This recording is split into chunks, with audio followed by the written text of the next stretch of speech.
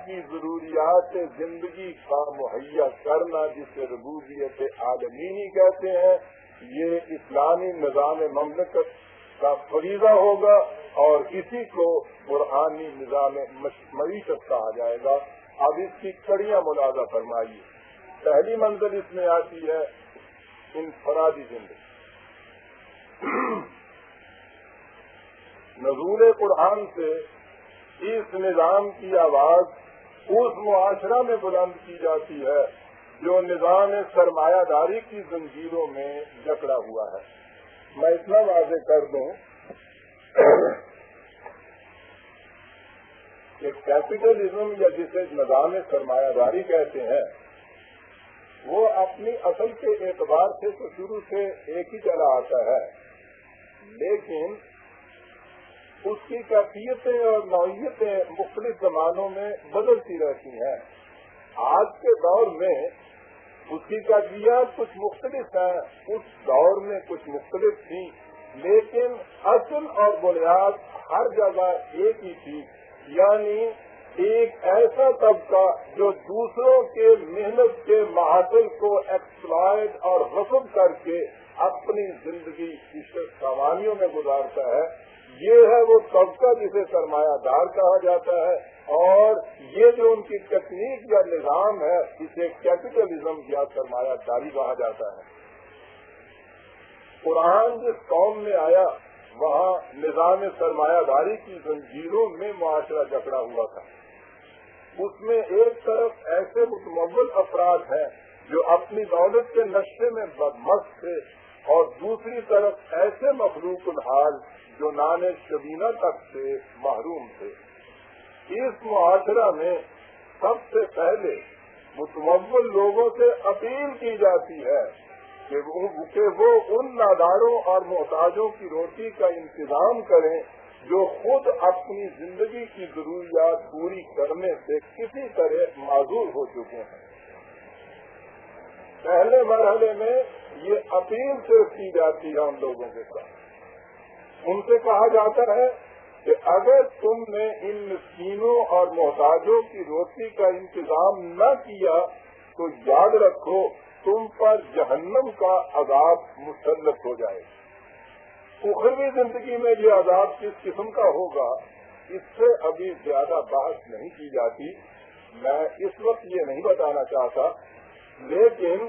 انہیں یہ بتایا جاتا ہے کہ اگر تم نے معاشرہ کا موجودہ نقشہ نہ بدلا جس میں بیشتر انسان اپنی بنیادی ضروریات زندگی تک سے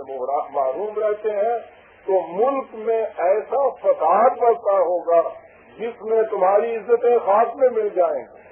اس وقت تم حواس داختہ ہو کر پوچھو گے کہ ایسا کیوں ہوا، اور فطرت کا اٹل قانون تمہیں بتائے گا کہ یہ اس لیے ہوا۔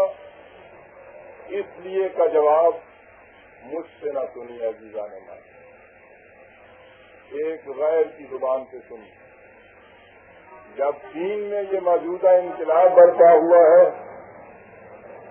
تو امریکہ نے اپنے اچھے اچھے صحافیوں کو،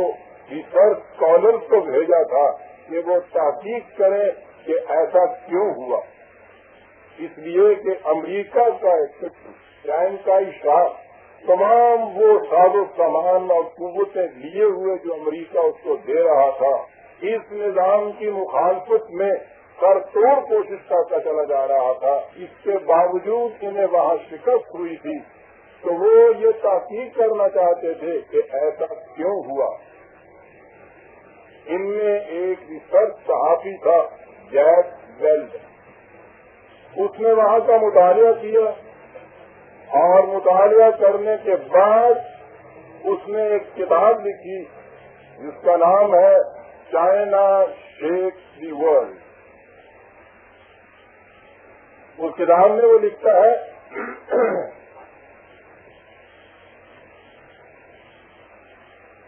کہ ہمارے ہاں کے سفارت خانوں کے بڑے بڑے ارباب اقتدار، ہمارے ہاں کی مملکت کے بڑے بڑے ریسرچ اسکالر، بڑے بڑے مفکر، سائنسدان سر جوڑ کر بیٹھیں گے اور سوچیں گے کہ ہمارے ساتھ یہاں یہ کیوں ہوا، ہم کیوں اتنی بڑی شکست کھا گئے؟ اس نے لکھا ہے کہ کوئی کچھ کہے گا اور کوئی کچھ کہے گا، اس کے الفاظ ہیں، لیکن ان میں کوئی وہ نہ ہوگا جو انہیں وہ کچھ کہے جو آج سے 1400 سال پیشتر محمد نے قریش کے تاجروں سے کہا تھا کہ یہ اس لیے ہوا ہے کہ کلا بل لا تکرمون الیتیم ولا تحاضون علی طعام المسکین۔ اس کی وجہ یہ تھی کہ تم اس کی عزت نہیں کرتے تھے جو معاشرہ میں تنہا رہ جاتا تھا، تم ان کی ضروریات زندگی کا انتظام نہیں کرتے تھے کہ جو کسی طرح سے اپنی ضروریات پوری کرنے سے معروف رہ جاتا تھا۔ وَتَأْكُلُونَ التُّرَاثَ أَكْلًا لَمًّا، تمہاری کیفیت یہ تھی کہ باپ کسی طرح سے اگر تیز مار کے کچھ جمع کر دیا ہے تو بیٹا پیدا ہوتے ہی سونے کا چمچہ منہ میں لے کے پیدا ہوتا تھا۔ وَتُحِبُّونَ الْمَالَ حُبًّا جَمًّا، اور اس طرح سے دولت اکٹھی ہو کر ایک مرکز پر جمع ہوتی رہتی تھی۔ وہ لکھتا ہے کہ کاش کوئی تم میں سے اس قوم کو محمد کے یہ الفاظ کہنے والا ہوتا تو ہمیں کبھی شکست نہ ہو سکتی۔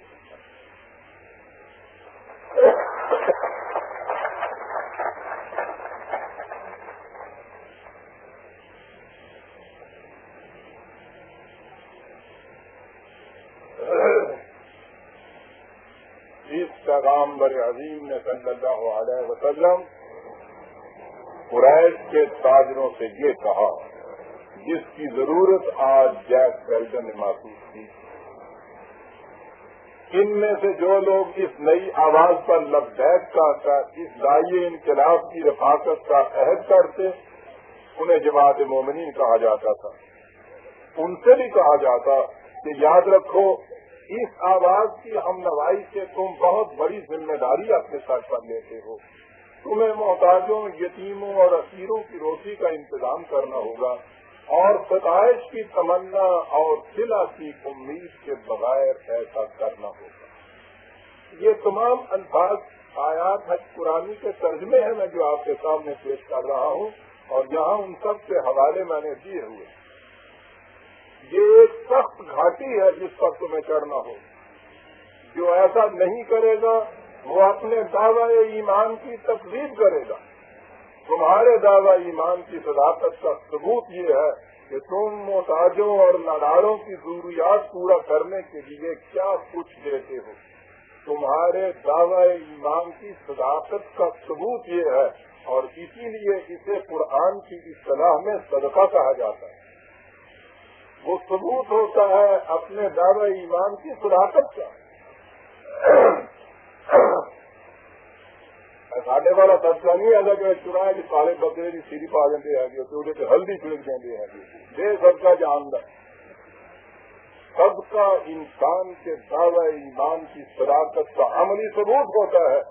اور وہ یہ ہوتا ہے کہ وہ اتنے گاڑے پسینے کی کمائی میں سے دوسرے کی ضروریات کے لیے کیا دیتا ہے۔ پہلا سبق اس قوم کو یہ پڑھایا گیا، کہا گیا کہ اس کی ابتدا تم اپنے اعزاء و اقارب سے کرو، پھر اس کا دائرہ وسیع کرتے چلے جاؤ،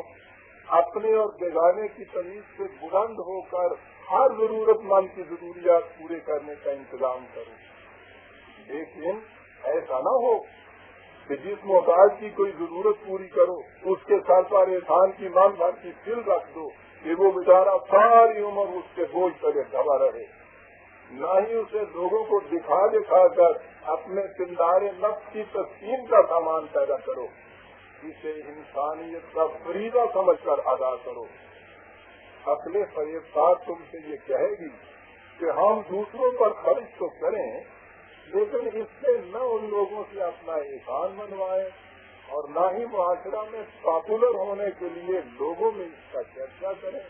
تو ہم اپنی دولت دوسروں پر خرچ کیوں کریں؟ ایسا کہنے والے کو سمجھاؤ کہ جو کچھ اس طرح سے خرچ کیا جائے گا وہ ضائع نہیں جائے گا۔ قرآن کی الفاظ ہے، اس کی مثال جو سمجھو جیسے کسان بیج کے دانے مٹی میں ملا دیتا ہے تو وہ ضائع نہیں جاتے، ایک ایک دانے کے عوض سینکڑوں دانے اس سے واپس مل جاتے ہیں۔